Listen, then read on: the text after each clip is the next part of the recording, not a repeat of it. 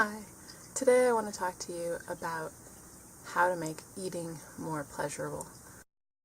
I used to use food to repress my emotions, and I still sometimes fall into that trap, but now I try to use other mechanisms to cope with difficult emotions. A lot healthier and a lot more complete to write it out, to talk about it with somebody, to use a consciousness alchemy technique like feeling everything I can about it with all the 5 senses, going into the emotion in different ways. What does this emotion taste like? What does this emotion feel like in my body? Where do I feel it? What shape is it? Going into all of those kinds of things helps you actually process the emotion and thereby relieve it. Writing about the emotion. But it's really common for when people feel anxious, they just start chewing on something. They don't even realize that they're using it as a coping strategy. I certainly didn't. I was doing it my whole life and didn't even realize it until I was about 24, 25, when I started getting into more consciousness awareness techniques. When it comes to eating, you can actually process eating as if it were emotion in a healthy way, and it enhances your pleasure. It's kind of like a tantric technique that you might use to improve intimacy in a relationship, except you're improving the intimacy of your relationship with food. So while you're eating, take slow, deep breaths and notice the texture of the food as it slides over your teeth, as your tongue moves the food, as it touches the roof of your mouth. What is every part of your mouth feeling? Now, if it turns out that you actually don't, in fact, like this food, and you're just eating it to cope, this will become really obvious to you. This technique will start helping you get in touch with your intuition and figuring out what foods are really for you. So this is partly on my mind right now because some of the foods I've been eating were not exactly what my intuition was telling me to eat, and you can kind of see it on my face, that my complexion's not totally happy with me right now. But when you're completely in touch with your food, it speaks to your body in magical ways. It fuels you, it energizes you, it makes you feel good. And so actually getting pleasure out of your food is actually part of being physically healthy, because when you get pleasure from your food, that is an indicator that you and your food are in alignment. You're basically creating something together. That might all sound really mystical, but, well, I guess it is. So as you start getting more pleasure from your food, and you start listening to your taste buds, you start listening to your sense of smell, they start working better. It's kind of the same principle with like dreams.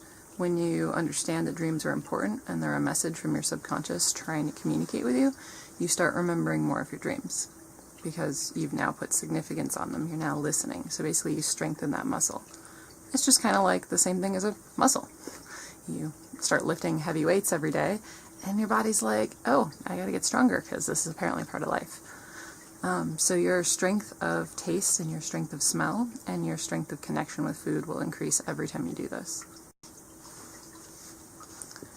So in addition to feeling the food texturally on your teeth, on the roof of your mouth, and on your tongue, and try to notice the flavor wave. That's what I call it.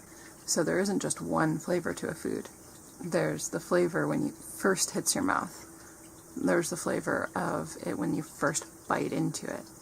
There's the flavor when it hits the center of your tongue, the sides of your tongue, the tip of your tongue, the back of your tongue. There's a flavor that you taste after you've been chewing it for quite some time, and it started to reach the same temperature as your mouth, and it started to completely, pulpify and turn into kind of a juice. And then there's a flavor after you swallow it. And this all happens over time, and that time creates kind of a wave. And so you can actually use further techniques to actually explore flavor more, so you can actually draw waves on a paper with different colors to represent how different things taste to you. This is a good way to get more in touch with food. You can also do this without actually being in the process of eating. You can just imagine and remember the flavor of a food, the texture of a food, the smell of a food. These types of sensations are all communicating. They communicate to the glands in your body, they communicate to your stomach, they communicate to your liver, to your brain. All of these sensations are telling different parts of your body what to get ready for, even as you're tasting it. Ever notice that sometimes just the moment you taste a food, you feel emotionally different or you feel physically different? Like sometimes you haven't even swallowed a single bite yet and you just suddenly feel more energized. That's your body responding to how it feels about that food. So also, the greater variety of food you eat, the more likely you are to get more in touch more quickly. So you can really strengthen your practice by trying new foods, noticing how it feels for you, and even discussing this with other people helps strengthen your connection with your food. It helps strengthen your intuition around what's healthy for your body, and it helps you gain more pleasure in your life. That's a win, right? Don't forget to chew your food. Chewing puts amylase, which is an enzyme in your saliva, into your food, which helps break down starches. So this will help you digest your food more thoroughly. I mean, after all, your stomach doesn't have teeth. Teeth are in your mouth. Also, the longer the food's in your mouth, the longer you get to experience the pleasure in eating, and the longer you can take about having your process. So if you're someone and you're thinking, I don't get much pleasure from eating, I get pleasure from doing other things, that's great. That probably means you have a life full of things that actually satisfy you in other ways which are important, and maybe you don't even use food to cope, which is great. However, this may make you at risk for somebody who's just like, I'm going to grab a power bar and call it a day. If you are going to basically just not pay attention to eating, I would recommend doing it with something like vegetable juice. That's going to be super easy to digest. It does not require chewing, and it's going to give your body lots of great nutrition. So today there are more and more options for getting a cold pressed or high pressure processed, never pasteurized juice. High pressure means they use pressure to kill the bacteria instead of heat, which retains more of the nutrients. And there's a lot of them now that don't have any added sugar or other junk in them that you can get. Wegmans is doing their own type of, like their own fresh in-house juice. Whole Foods is doing it. There's this brand called Suja, and they do high pressure processed juice. There's Harmless Harvest coconut water. I could go on. So you can grab these. Some people say that they're too high in sugar, yada yada. If you think they're too high in sugar, add some chlorella green powder. Now you've just added a huge boost of nutrients and greens and lowered the ratio of sugar to other things that aren't sugar. So you've just upped the mineral content without upping the sugar content. You can still spend a little bit of time swishing it in your mouth and observing the flavor.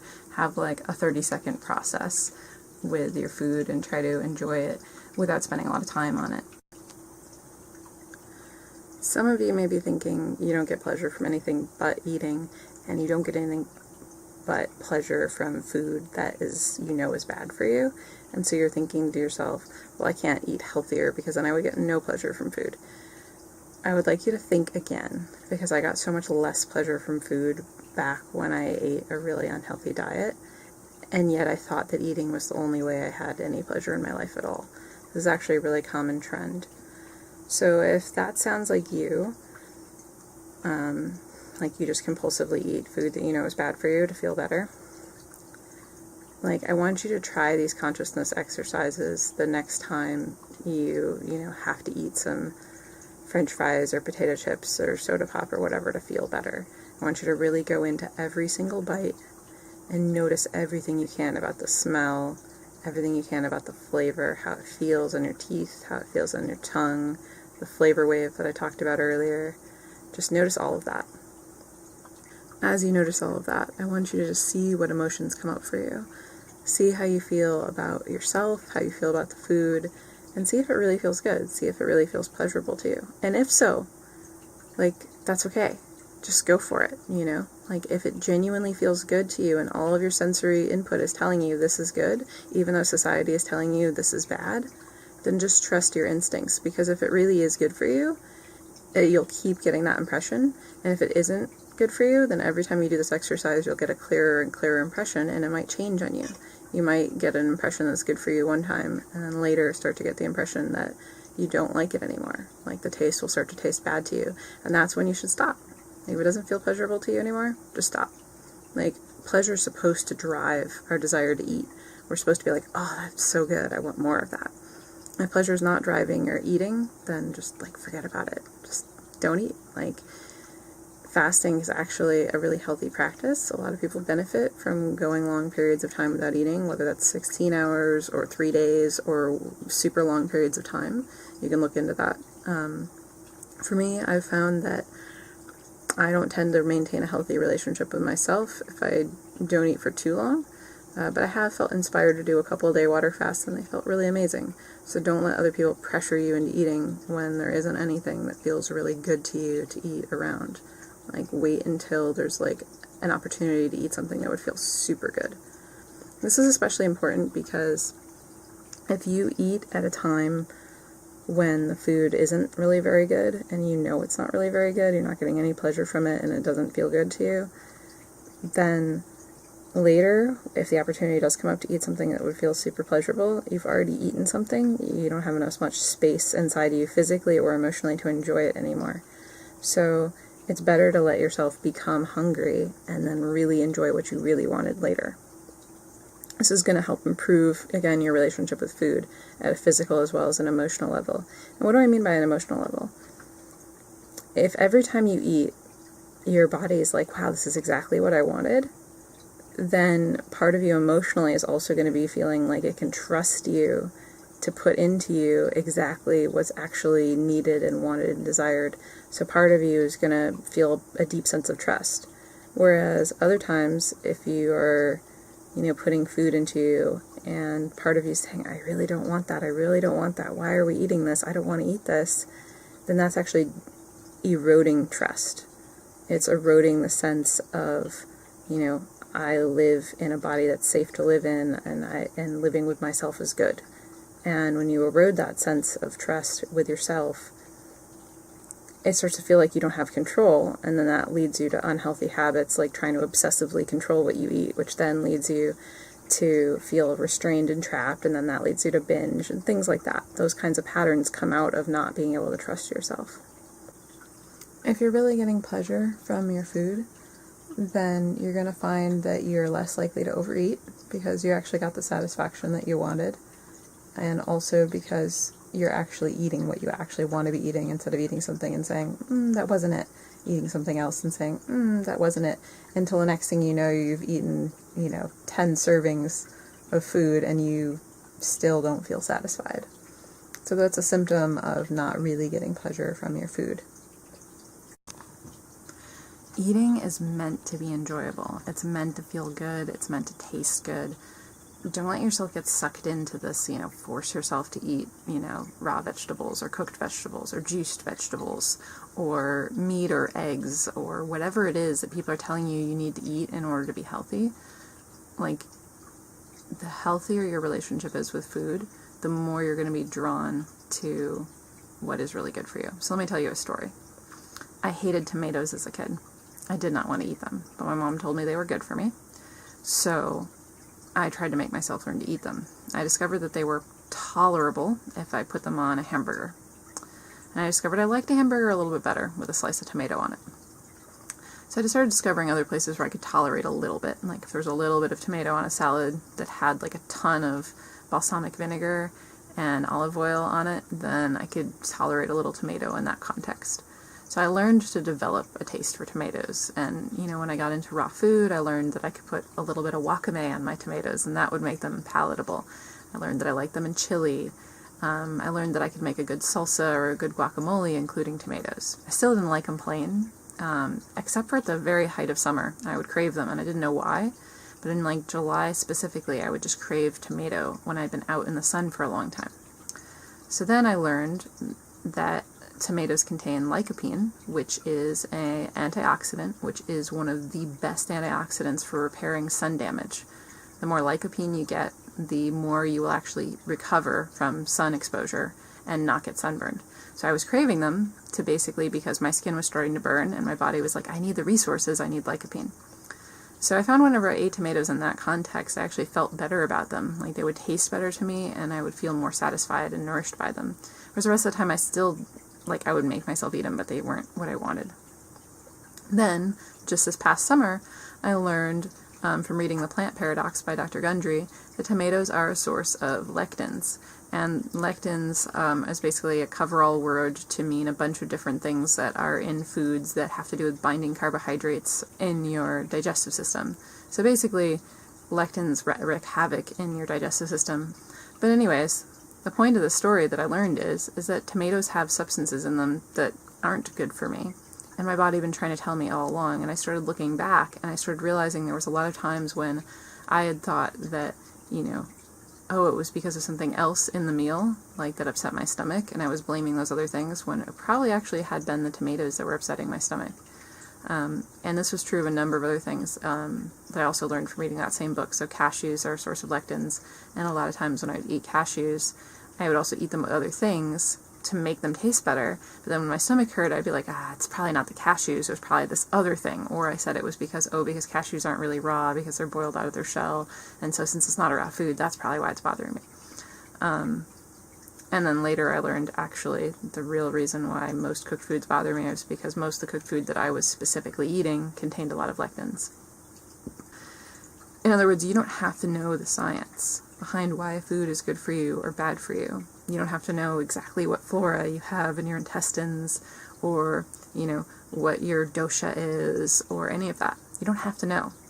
That's a fun intellectual exercise, but it's not necessary, because everything you need to know is in your intuition.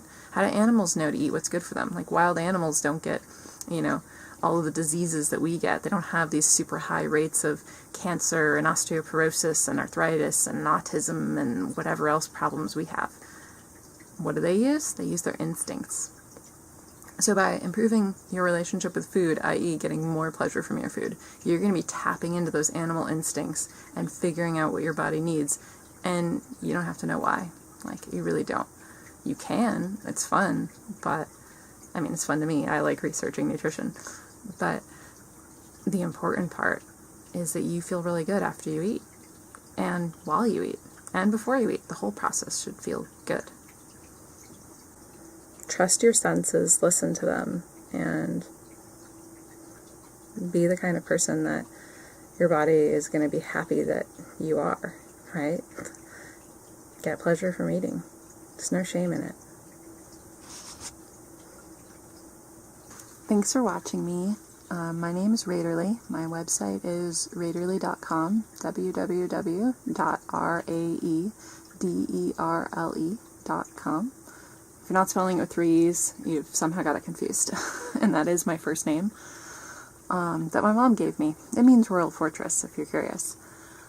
And I'm making videos now because I want to share more of myself with the world and create more connection between myself and others, create more connection between the various parts of myself, and create more connection between you and the rest of yourself and the rest of the world.